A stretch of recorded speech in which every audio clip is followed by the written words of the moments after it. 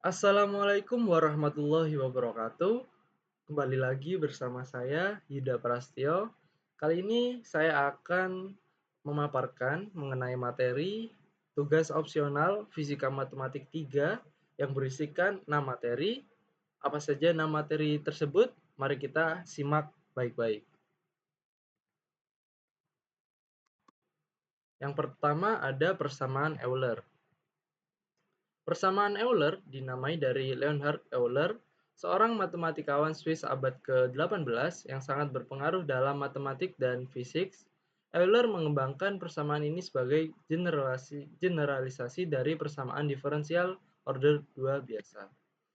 Pengertian persamaan Euler adalah persamaan diferensial order 2 yang memiliki bentuk umum x kuadrat y double aksen plus ax y aksen plus by sama dengan 0, di mana a dan b adalah konstanta. Persamaan rumus Euler adalah x kuadrat y double aksen plus ax y aksen plus by sama dengan 0. Biasanya digunakan dalam berbagai bidang fisik dan teknik seperti mekanika klasik, teori medan, dan analisis struktural. Contoh soal, buat persamaan Euler, misalkan kita memiliki persamaan x kuadrat y double aksen plus x y aksen minus y sama dengan 0, tentukan solusinya. Nah, langkah-langkah penyelesaian soal tersebut adalah yang pertama kita mesti mengidentifikasi bentuk persamaan Euler. Persamaan yang diberikan adalah seperti berikut yang merupakan bentuk umum persamaan Euler dengan A sama dengan 1 dan B sama dengan 0. Yang kedua, cari solusi umum. Untuk mencari solusi umum, kita dapat mencoba solusi Y sama dengan X pangkat. Lalu Y sama dengan X pangkat. Hitung turunan kedua Y aksen sama dengan, nah seperti berikut. Lalu yang keempat, substitusikan ke dalam persamaan Euler. Substitusikan Y aksen dan Y double aksen ke dalam persamaan Euler.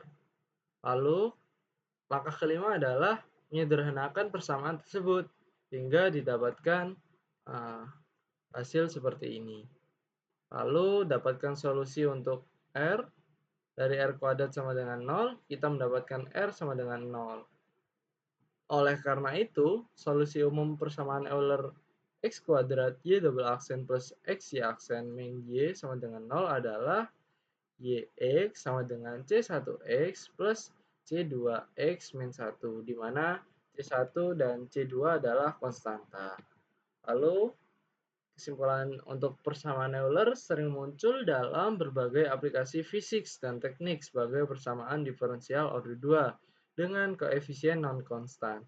Solusinya dapat ditemukan dengan menggunakan metode solusi umum dari bentuk persamaan Euler yang diberikan. Lalu, untuk materi yang kedua adalah masalah Bredges-Stokroon. Nah, masalah Bredges-Stokroon atau biasa disebut Bredges-Stokroon problem pertama kali dirumuskan oleh Johann Bernoulli pada tahun 1696 sebagai tantangan matematis untuk menemukan lintasan tercepat yang dilalui oleh partikel bermassa dari satu titik ke titik lain di bawah pengaruh gravitasi. Pengertiannya adalah Bredges-Stokroon problem adalah mencari kurva yang meminimalkan waktu tempuh dari satu titik ke titik lain di bawah pengaruh gravitasi. Nah, solusi untuk masalah Bredges-Stokroon adalah kurva sikloid yang diberikan oleh parametrisasi X sama dengan R theta min sin theta, lalu untuk Y sama dengan R1 min cos theta, di mana R adalah jari-jari lingkaran yang menghasilkan sikloid. Pengaplikasian dari Bredges-Stokroon problem biasanya diterapkan dalam teori gerak partikel di bawah pengaruh gravitasi, optimasi waktu perjalanan, dan dalam ilmu optik untuk menemukan lintasan cahaya tercepat. Lalu terdapat contoh soal, sebuah benda jatuh bebas dari ketinggian h, tentukan lintasan tercepat yang akan dilalui oleh benda tersebut dari titik A ke titik B, di mana titik A berada pada ketinggian h di atas B. Nah, langkah-langkah penyelesaiannya adalah yang pertama kita mesti mempertimbangkan Bridge-to-Cron problem. Kita perlu mencari kurva yang meminimalkan waktu tempuh dari titik A ke B di bawah pengaruh gravitasi. Solusinya kita bisa menggunakan kurva sikloid. Nah, yang parametrisasinya diberikan oleh x theta sama dengan r theta min sin theta, y theta sama dengan r1 min cos theta, di mana r adalah jari-jari lingkaran yang menghasilkan sikloid. Lalu langkah ketiga adalah kita menentukan titik A dan B. Titik A adalah 0, H dan titik B adalah A, 0. Hitung jari-jari R sebagai langkah keempat. Jarak antara titik A dan B adalah A. Jadi R sama dengan H per 1 min cos theta. Lalu kemudian kita menghitung waktu tempuh T dihitung dengan integral. T sama dengan integral 0 sampai theta dikalikan akar R per 2G dikalikan akar 1 plus dy per dx pangkat 2 d theta, di mana G adalah percepatan gravitasi dan dy per dx adalah turunan dari y theta terhadap x theta. Lalu langkah keenam adalah optimasi lintasan. Sikloid mengoptimalkan waktu tempuh karena karakteristik geometrisnya. Lalu kesimpulannya adalah Bridge-to-Cron problem memperlihatkan aplikasi geometri dalam optimasi waktu tempuh dengan solusi yang ditemukan menggunakan kurva sikloid yang merupakan lintasan tercepat di bawah gravitasi.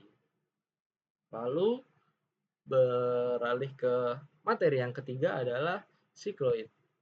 Sikloid pertama kali dipelajari oleh matematikawan Prancis, Marin Mersenne, pada abad ke-17. Namun, solusi lengkapnya dikembangkan oleh Christian Huygens untuk menjawab masalah Bridge-to-Cron.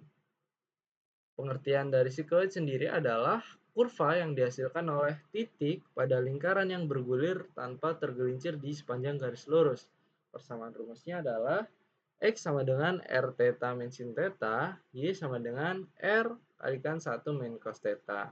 Biasanya sikloid ini digunakan dalam masalah geometri, mekanik, dan optimasi waktu perjalanan dalam gravitasi. Nah, kita kasih contoh soal. Yang pertama, hitung panjang lengkung dari satu putaran sikloid dengan jari-jari R. Nah, langkah-langkah penyelesaian untuk menghitung panjang lengkung dari satu putaran sikloid adalah yang pertama, kita menentukan parametrisasi sikloid seperti yang sudah dijelaskan di latar belakang tadi. Lalu kita menghitung turunan pertama untuk x theta dan y theta. Untuk dx per d theta menghasilkan r kali 1 min cos theta. Lalu untuk dy per d theta sama dengan r sin theta. Lalu langkah kelima adalah menyederhanakan dan mengevaluasi integral. Integral ini dapat diselesaikan dengan menggunakan identitas trigonometri atau teknik integrasi yang tepat. Dalam hal ini, gunakan identitas cos theta sama dengan 1 min 2 sin kuadrat theta per 2 untuk menyederhanakan akar. Lalu dihasilkan S sama dengan 2R integral 0 sampai 2pi matriks sin theta per 2 kalikan d theta. Lalu langkah keenam adalah mengevaluasi integral definitif. Integral tersebut dapat dievaluasi secara numerik atau menggunakan tabel integral standar. Sehingga kita mendapatkan hasil akhir yaitu sikloid dengan jari-jari R. Kesimpulan dari materi sikloid adalah panjang lengkung satu putaran sikloid dapat dihitung menggunakan integral lengkung dari parametrisasi sikloid. Proses ini menunjukkan penggunaan integral dalam menghitung ukuran geometris dari kurva matematis yang khas. Lalu kita beralih ke materi yang keempat adalah several dependent variables. Nah, konsep ini berkembang dari kebutuhan untuk menggambarkan fenomena fisik yang melibatkan sistem yang lebih kompleks daripada hanya satu variabel. Untuk pengertiannya sendiri adalah sistem dengan beberapa variabel terikat adalah sistem di mana terdapat lebih dari satu fungsi yang bergantung pada variabel yang sama atau yang berbeda. Contoh persamaan diferensial parsial untuk sistem dengan dua variabel terikat U, X, Y, T, dan V, X, Y, T. Di mana do U per do T sama dengan C kuadrat kalikan, buka kurung, do kuadrat U per do X kuadrat, ditambah do kuadrat U per do Y kuadrat tutup kurung. Lalu untuk do V per do T sama dengan D, buka kurung, do kuadrat V per do X kuadrat plus do kuadrat V per do Y kuadrat tutup kurung. Several dependent variable sendiri biasanya diterapkan dalam teori gelombang, pemodelan panas, dan berbagai fenomena fisik kompleks lainnya. Lalu kita beralih ke contoh soal. Diberikan sistem persamaan diferensial parsial atau PDE sebagai berikut. Lalu, temukan solusi umum dari U, X, Y, T, dan V, X, Y, T untuk sistem PDE di atas. Langkah-langkah penyelesaiannya adalah yang pertama, kita perlu memisah variabel karena U dan V adalah fungsi dari X, Y, dan T. Kita mencoba solusi pisah variabel.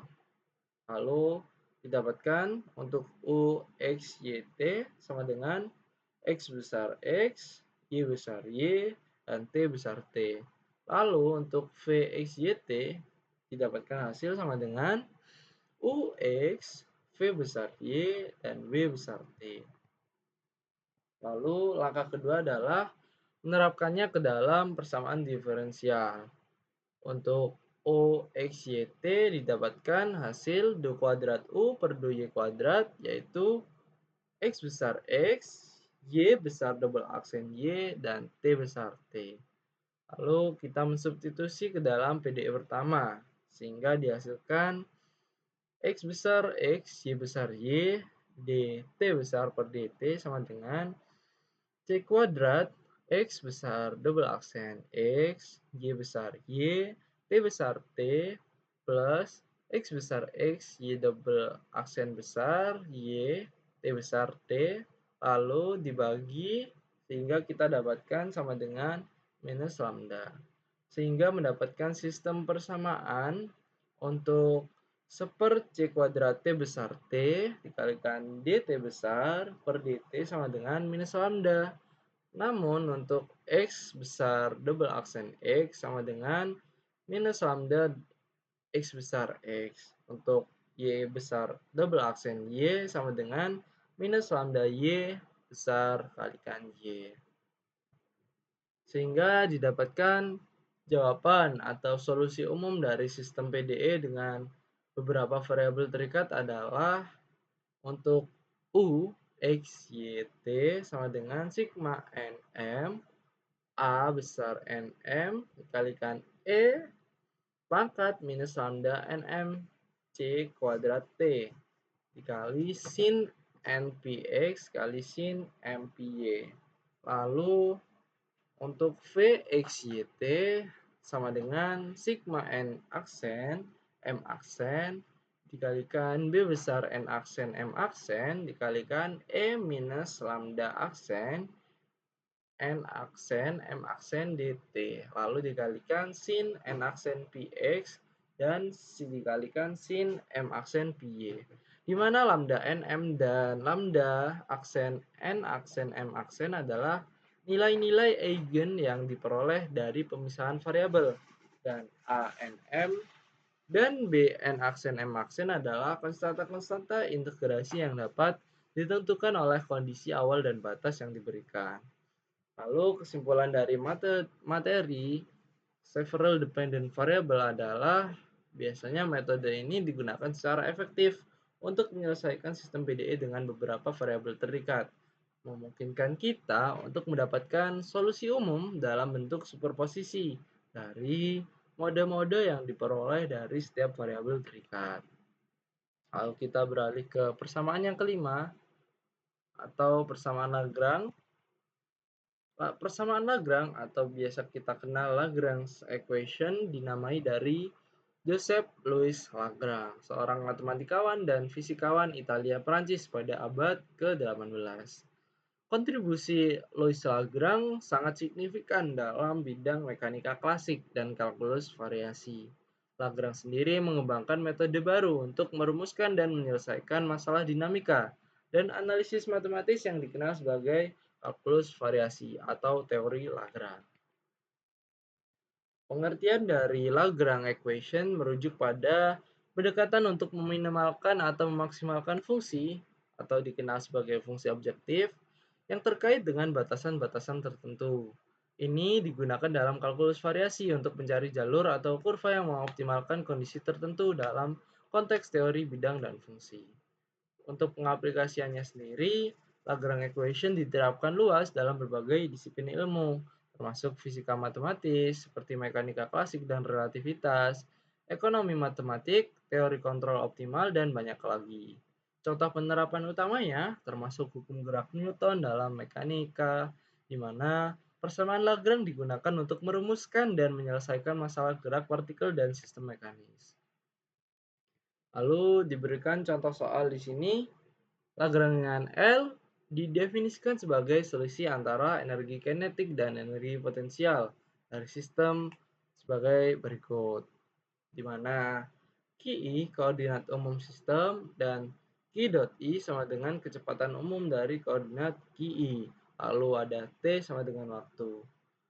Untuk mencari jalur atau kurva yang memberikan nilai minimum atau maksimum untuk fungsi tindakan S, kita perlu menggunakan persamaan Euler-Lagrange. D per dt dikali do L per do Ki dot I dikurangi do L per do Ki I sama dengan 0. Lalu contohnya, diberikan sebuah ayunan matematis sederhana dengan massa M, panjang tali L, dan sudut theta terhadap arah vertikal. Temukan persamaan gerak sistem menggunakan metode Lagrange. Langkah-langkah penyelesaiannya adalah yang pertama kita mesti menentukan koordinat umum. Koordinat umum dalam kasus ini adalah theta, sudut ayunan terhadap arah vertikal. Lalu kita menentukan Lagrangian. Lagrangian kan tadi energi kinetik dikurangi energi potensial. Lalu sehingga mendapatkan energi kinetik sama dengan setengah ml kuadrat kali theta dot pangkat 2.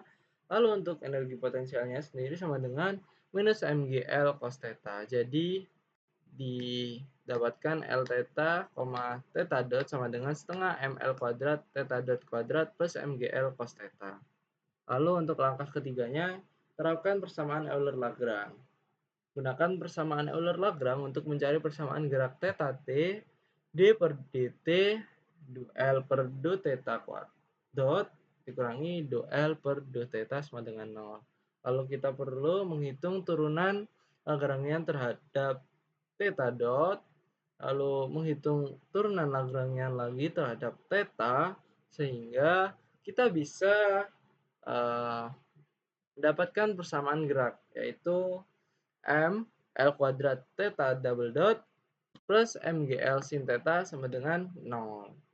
Ini adalah persamaan gerak ayunan matematis sederhana dalam koordinat theta.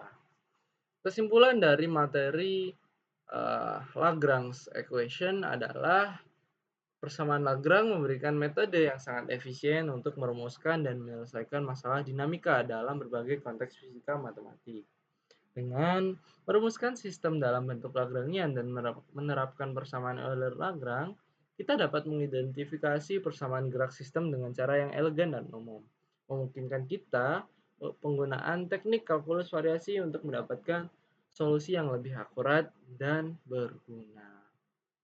Lalu, untuk materi yang terakhir adalah isoperimetric problem atau masalah hipermetrik yang merupakan salah satu masalah klasik dalam matematika yang telah dikenal sejak zaman kuno Yunani, terutama diasosiasikan dengan Archimedes. Pada awalnya, masalah ini muncul dalam upaya untuk mencari kurva tertutup dengan panjang tertentu yang mengelilingi luas tertinggi. Selama perkembangannya, masalah ini tidak hanya menarik perhatian dari segi geometri murni, tetapi juga menjadi bagian integral dari kalkulus variasi dan teori optimisasi dalam matematika modern. Lalu pengertian dari isoperimetric problem sendiri mengacu pada pencarian kurva tertutup atau permukaan dalam dimensi yang lebih tinggi. yang memiliki panjang tetap yang mengelilingi luas tertinggi atau volume tertentu.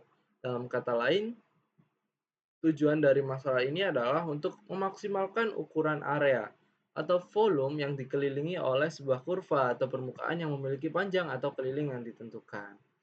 Untuk pengaplikasian dari isoperimetric problem adalah dalam bidang fisika biasanya membantu pemodelan pergerakan partikel atau cahaya melalui media dengan mempertimbangkan jalur yang mengoptimalkan waktu atau energi. Dalam biologi, biasanya diterapkan dalam pemodelan pertumbuhan struktur organisme yang memaksimalkan efisiensi energi dalam proses evolusi.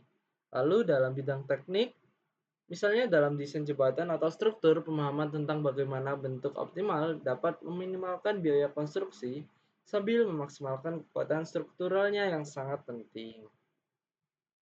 Lalu untuk teorema isoperimetrik adalah sebagai berikut, di mana tab di mana ohm adalah wilayah bangun ruang, lalu ohm adalah perbatasan bangun ruang, U, X, Y adalah fungsi untuk menentukan bangun ruang, dan dx adalah elemen luas. Lalu diberikan juga persamaan dari isoperimetric problem, yaitu integral ohm dikalikan akar 1 plus do X per do X, do U per do X pangkat 2 plus do U per do Y pangkat 2 kalikan dx sama dengan konstan. Di mana ohm adalah wilayah bangun ruang, UXY adalah fungsi yang menentukan bangun ruang, dan dx adalah elemen luas. Untuk sebuah kurva tertutup dengan panjang P yang mengelilingi area A, bentuk optimal dengan A maksimum adalah lingkaran dengan A sama dengan P kuadrat per 4Pi. Lalu diberikan contoh soal. Temukan kurva tertutup dalam bidang dua dimensi yang memiliki panjang P sama dengan 8 dan luas A sama dengan maksimum. Lalu langkah pertama yang harus kita lakukan adalah menentukan formulasi matematisnya, yaitu P sama dengan integral A hingga B dikalikan akar 1 plus dy per dx kuadrat dx.